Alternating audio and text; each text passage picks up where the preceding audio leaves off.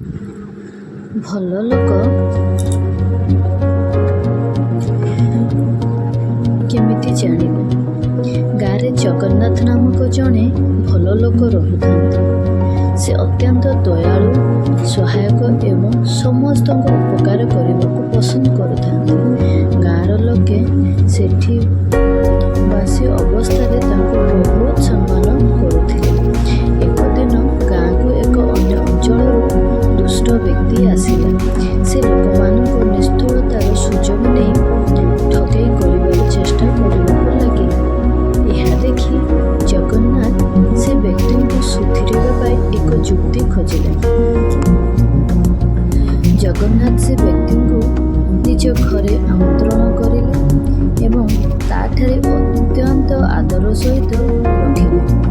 ଏକ ରାତିରେ ଯେତେବେଳେ ସେ ବ୍ୟକ୍ତି ଜଗନ୍ନାଥଙ୍କ ଅଳମୁଡ଼ି ଭାଙ୍ଗି ଟଙ୍କା ଚୋରି କରିବାକୁ ଯାଉଥିଲେ, ସେ ହଠାତ୍ ଜଗନ୍ନାଥଙ୍କ କଥା ମନେ ପକାଇଲେ। ମଣିଷ ତାର କାର୍ଯ୍ୟ ଦ୍ୱାରା ନୁହେଁ ଚିହ୍ନଟ ହୁଏ।